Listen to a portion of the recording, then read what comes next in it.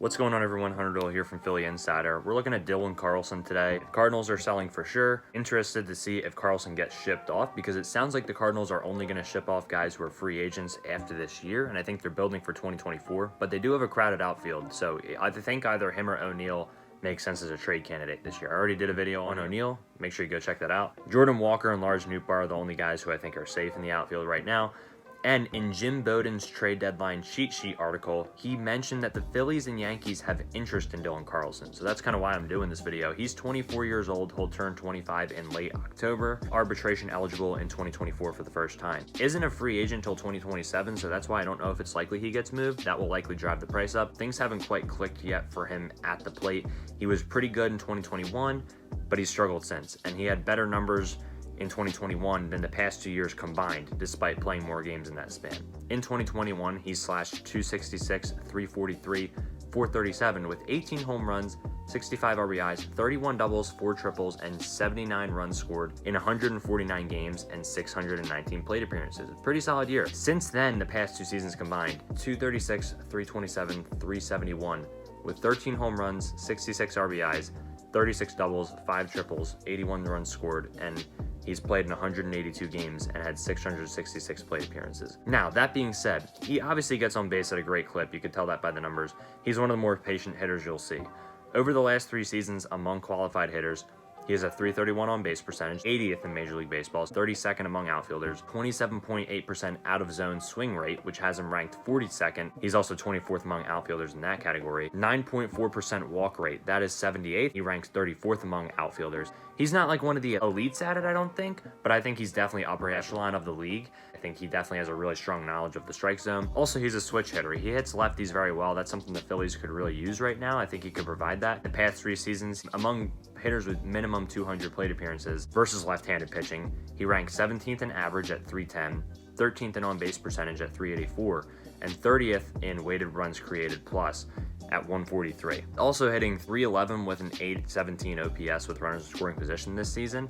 But in his career, he's just a .259 hitter in that regard with the .781 OPS. With runners in scoring position and 2 outs, he's hit .186 with a .586 OPS in his career. He also has a negative .169 clutch rating, so I'm not sure how much he'd help us in terms of coming up with big hits in big spots. We kind of need someone who can provide a little pop right now and do that. Hopefully that could develop, and hopefully this year is a sign of things to come in that regard, but I kind of view him as more of a guy at the bottom of the order who gets on base to turn it back to the top, not a guy who's going to come up with a big hit with runners on base. He was consistently a top 30 prospect for the Cardinals. 2020, he was their #1 prospect and ranked 17th in the top 100. And in 2021, he moved up to 13th. He has a strong skill set. In that sense, it would remind me kind of the Brandon Marsh trade. Young guy who hasn't panned out so far, who the Phillies try to develop into a better player. Marsh still strikes out a lot, but he's become a more patient hitter and has a better approach, and he's an .814 OPS player this year. I really didn't think that was going to be possible when we traded for him. I think there's untapped potential there with Carlson too, and we've seen the progression of guys like Marsh, Stott, Bohm, and even Pache this year versus left-handed hitters. I wonder if there's untapped potential with Carlson's power. Scouts raved about his plate discipline, but combined with his power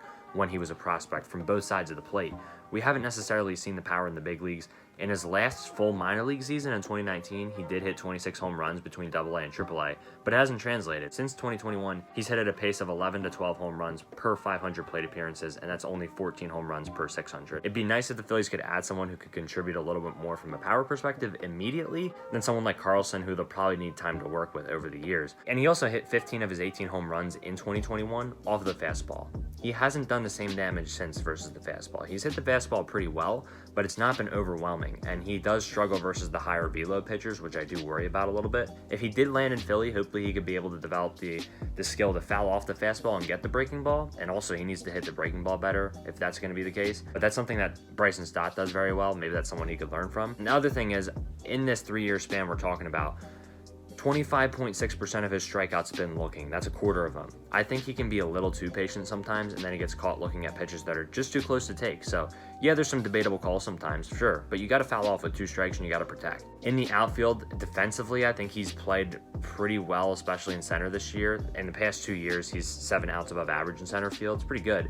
He doesn't have the quickest reaction time or burst, but it's not the worst, and he takes good routes to the baseball. He has enough speed to get there in time. He'll make a few bonus plays as well, some difficult plays that some other guys may not be able to make. 9.4 ultimate zone rating.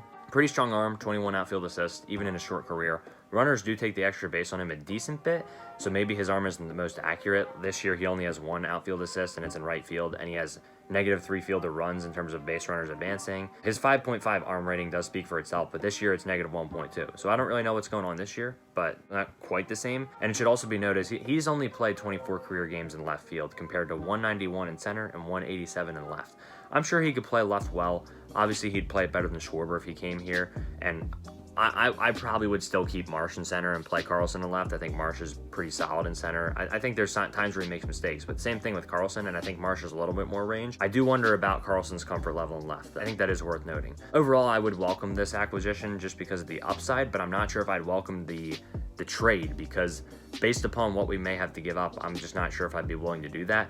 Brandon Marshall's a former top prospect, and we gave up Logan O'Hoppe last year for him, which that made sense. There wasn't really room for O'Hoppe to, move up in our system here at the catcher position. JT's kind of blocking him at the major league level, but I feel like the Cardinals might look for an arm, and I don't think the Phillies are going to want to part with any of their top arms right now. So for me, it would really depend on the trade. It would also depend on what the price is on other outfielders who may be available, because I think there's other guys who might make more sense. But let me know your guys' thoughts. Appreciate y'all for watching. Ring the bell. God bless as always, and peace out.